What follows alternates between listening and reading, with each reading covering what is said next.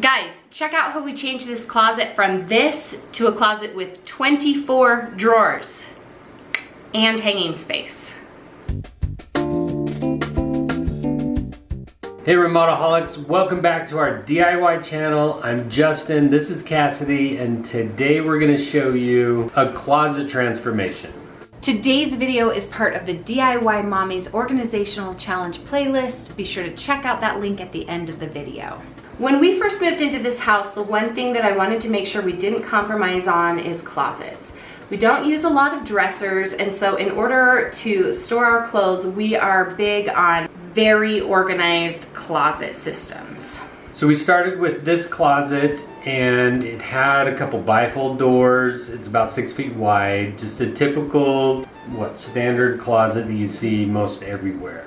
We are very happy to partner with Ikea on this project. We love their Pax closets. We have them literally in every bedroom in this house and have used them in several houses before. Okay, I decided to hop on Ikea and check out their Pax wardrobe systems. They have so many options. If you look through, you can get whole systems that are all set up, or you can set them up yourself. But one of the things that really helps you plan your closets is the Pax Planner, and I just wanted to show you really quick. If I come here, it has a room, and I can begin to pull products over. But here's what I want to show you that's so cool. So you get your frames in, you know this is going to fit in your space because you've measured, and then when you click on it, you can choose what organizers you want and you can plan it on the computer. So I want a bar right here. I would like a shelf right there. I want one of my very favorite things. Hold on, let me see if I can find it. A pull-out jewelry tray. I want that. What we used a lot of is the complement drawers. We'll show you when we put those together. So come to your Pax Wardrobes system page and you can really see what's available. And then just remember, whatever you choose, it can be absolutely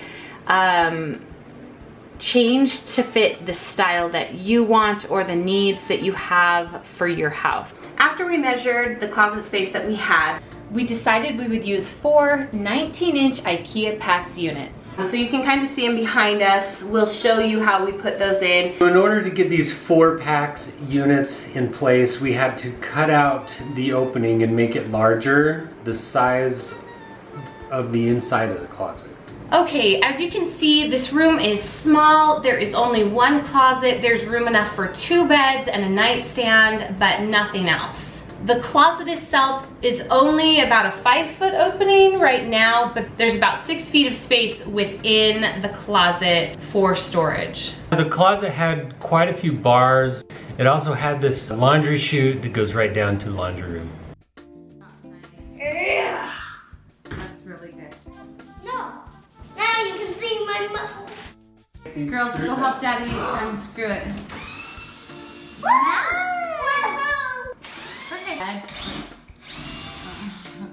Nice. That's how my girls get things done. And their daddy. Put that over there in the pile. We're gonna have to. This is gonna be so fun and amazing. The room is gonna change. Yeah. It's past my bedtime. It's past my bedtime. It's past my bedtime. It's past your bedtime. We started off with this closet renovation by removing the doors, the moldings, all the hardware, everything that was in there.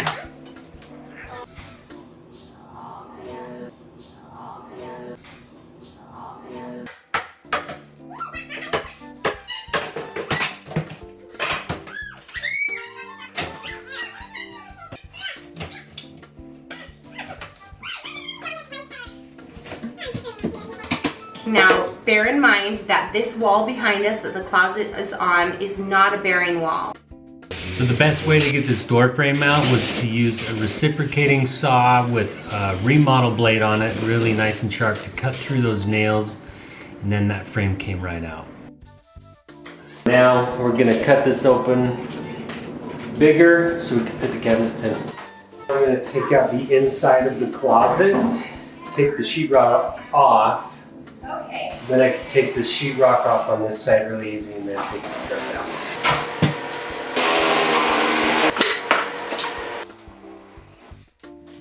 So another thing that we do when we're remodeling spaces is that we really try to control the mess from getting everywhere in the house. So we are cleaning after every stage and making sure we shut doors or open windows. Right now I'm going to use this stuff just to fill in the gap up here from this room in the attic. So there's no air coming in between that. One of the things that Justin did that I loved here is that he saved the corner in the drywall up at the top, and he was really careful on the side. We did end up a little overcutting on the left-hand side of the closet. We ended up having to put a board in there and caulk it, and it was a bit of a process. Okay, so our forte is putting together our IKEA units. So we just did that really quick together. One thing I've noticed when we build these IKEA cabinets, they're nice and square, but then the walls and the floors and the ceilings around them are not square. So it's tricky. You've got to get the cabinets in together, square them up together, and then make them fit in the space. So behind the PAX unit, there is space, and we use that in our entry space, which we have a video of here. That's our IKEA hack that we did. We used the back of this space in our entry.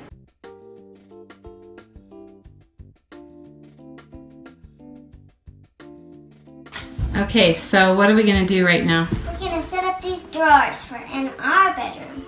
Your bedroom. Okay. Oh, there's still more. Pull those things out. Yeah, come here, let me see it, please. Watch out.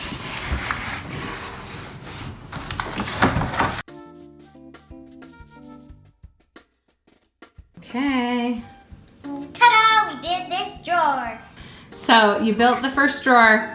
How many more do we have to do? 1, 2, 3, 4. We have 24 total. We have 23 more to do. Ah! Okay, we'll see in a minute when we're done assembling this. Yeah, and I remember how you've been doing it in the past. Yeah, there we go. Nice control. Okay, here's the pile of drawers. Say bye. Bye. You gotta teach them young how to put their own IKEA stuff together. Okay, so when it comes to drawers, I like the more the merrier, and that means that it doesn't usually work with IKEA doors. So initially we were thinking of not having IKEA doors on the closet. We were debating back and forth doing slider doors or, Yeah, kind of building our own. or no doors at all, but we decided in the end to actually do some doors. And you'll see how messy it looks with all of their clothes hanging in there. It just got a little too loud and it needed to be fixed. So we filled up their closet with all of their clothes, and now we want to put doors on it. We just went and purchased some doors for it. So each cabinet is going to have its own door. So the hinges up top won't be a problem, but we do have to take these bottom drawers out and replace them with baskets. So the hardware doesn't interfere with each other, the hinge on the door and the sliders of the drawer.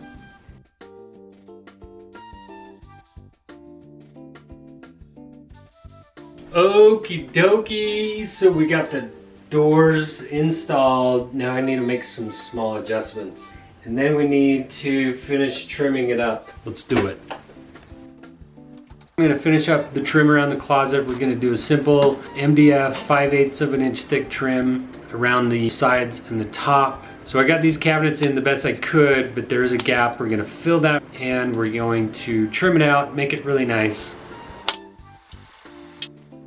So it only took us about 12 months to finish the trim because the closet was functioning.